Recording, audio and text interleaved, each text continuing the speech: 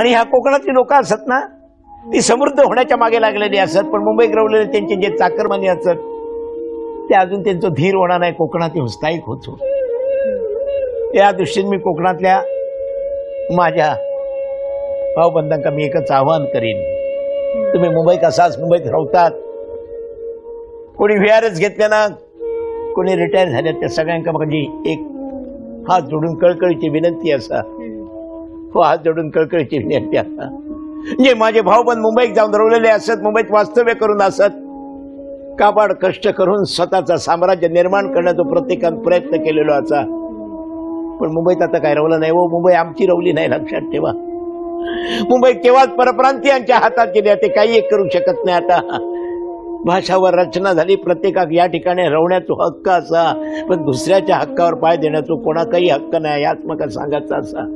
आणि या दृष्टिकोनातून माझी मुंबईत केलेली कोकणातली माणसात अशी धडपडतात, अंधारात अशी कडमडतात, कोणा काय मार्ग दिसणार नाही, कारण ते मार्ग दाखवणारा माणूस भेटणार नाही. तर मुंबईत राहणाऱ्या माझ्या चाकरमान्यांका सगळ्यांका हात जोडून विनंती करूची असा, ही तुमची कोकणातली जमीन, ही कोकणातली घरं तुमका जर वाचवची असतील तर येवा माझ्या गावाल्यानं, कोकणातल्या माझ्या भाऊबंधांनो कोकणात येवा, कोकणात वास्तव्य करा, तुमची जमीन तुमची घरं वाचवा. नाहीतर बाहेरच्या गावातले लोक येऊन जमिनीने घरा काबीज करूक लागले, त्यांचा काय दोष नाही. तुम्ही जर घरा उघडी टाकून गेलास, जमीन जर मोकळी टाकून गेलास, तर ते सगळे घराने जमीन काबीज करतले. आणि काही वर्षांनी तुमची पिढी जर कोकणात रवा केली तर तुमका तांबयो ठेवून सुद्धा जागा मिळतली नाही. म्हणून मका सगळ्यांका हात जोडून विनंती करूच्या, जे रिटायर झाले त्यांनी व्हीआरएस घेतले नाही, त्या सगळ्यांका हात जोडून सांगता, येवा माझ्या गाववाल्यांनी, येवा कोकणात, येवा आपला वास्तव्य वाढवा, कोकण वाचवा, कोकण बचाव करा आणि कोकणाचा विकास करा. हा विकास करा, दुर्लक्ष करू नको. होच माझा संदेश आणि होच माझा उपदेश. लग्न करायचंय, वंशाला दिवाळी हवाय, पण त्याआधी स्वतःला एक प्रश्न नक्की विचारा की पुढच्या पिढीसाठी मी काय ठेवलंय. आपल्यासाठी बापजाद्यांनी प्रचंड नॅचरल रिसोर्सेस राखून ठेवले होते.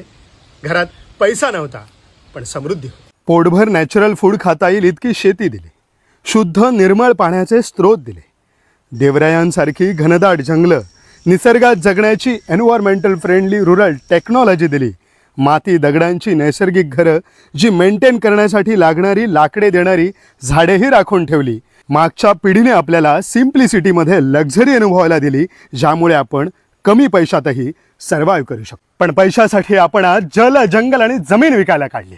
खतं मारून शेत जमिनी नापीक करून टाकल्या, बोरिंग मारून ग्राउंड वॉटर संपवलं, समुद्रातला मासा संपवला, जंगलातले प्राणी संपवले, जुनी घरं आणि मंदिरं पाडून टाकली.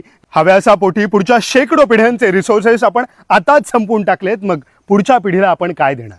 डायबेटीस, कॅन्सर सारखे रोग, बोडके डोंगर, प्रदूषित नद्या, कॉन्क्रीटची जंगलं, तापमान वाढ आणि क्लायमेट चेंज. आज आपल्या हातात पैसा खेळतोय आणि डोकी सोशल मीडियाने ट्रॅप केली, त्यामुळे याची जाणीव नाही.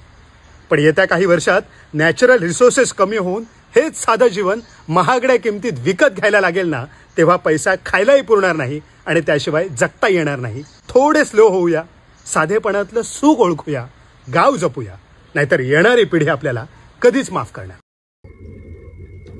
नमस्कार. ह्या व्हिडिओच्या सुरुवातीला आपण मच्छिंद्रनाथ कांबळी आणि त्यानंतर प्रसाद गावडे यांची कोकणाप्रतीची आणि कोकणी माणसाप्रतीची जी काय तळमळ आहे ती आपण बघितली. एका व्हिडिओत मच्छिंद्रनाथ कांबळी सांगतायत की मुंबईकरांनो येवा, आपलं गाव वाचवा, आपली संस्कृती वाचवा. दुसऱ्या व्हिडिओत प्रसाद गावडे, कोकणी रानमाणूस या यूट्यूबचे चॅनलचे जे प्रसाद गावडे आहेत ते सांगतायत की हो निसर्ग वाचवा, कोकणातलो निसर्ग वाचवा, जमिनी विकू नकात.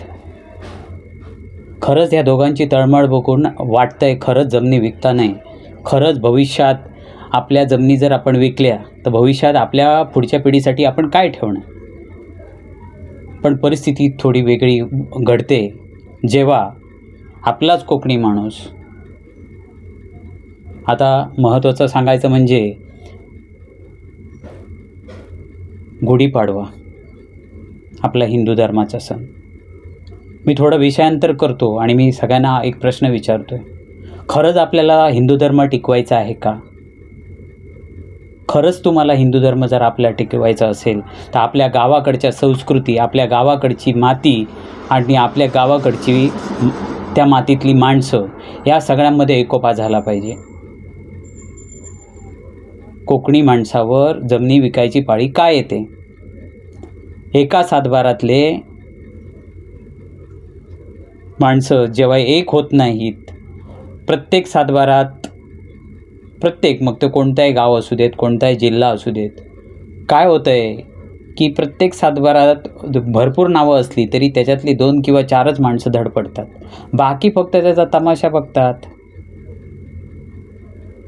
1 किंवा 2 माणसं जादू नाही करू शकत, फायनान्शियली जादू नाही होऊ शकत. बरं, फायनान्शियलीसुद्धा अडचण दूर होऊ शकते.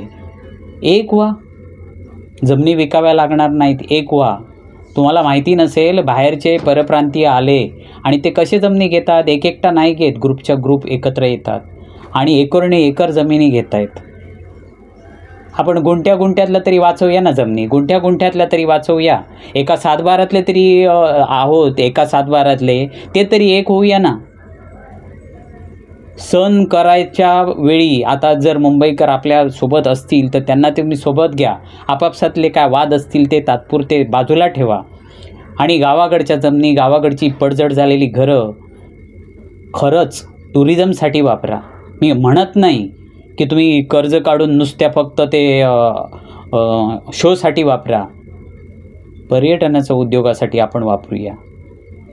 गावचा करत असेल तर मुंबईवाल्याने त्याला मदत करूया. मुंबईवाला येऊन जर तो करत असेल तर त्याला आपण मदत करूया.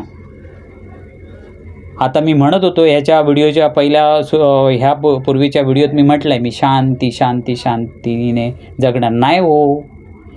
हे जेव्हा चंद्रनाथ कांबळी, प्रसाद गावडे ह्यांची जी तळमळ बघतोय तेव्हा आपल्याला शांत राहायला मला जमत नाही. पुन्हा एकदा अशांत होऊन काही व्हिडिओ आता बनवणार आहे. पाडव्याची सुरुवात आहे म्हणून मी शांतपणे घेतो आहे. पुन्हा अशांत होऊन ज्या काही त्रुटी आहेत आपल्या ते मी सांगतो आहे. माझ्यातही त्रुटी असतील, मी मान्य करतो, पण एकमेकांच्या त्रुटी जो पण आपण एकमेकाला सांगून हा प्रॉब्लेम नाही दूर केला तर खरंच आपण हे सगळं गमावून बसणार, खरंच गमावून बसणार. एकमेकांच्या पाया उडत राहणार, एकमेकांच्या वाटा अडवत राहणार. किती दिवस ही नाटकं करणार? बस.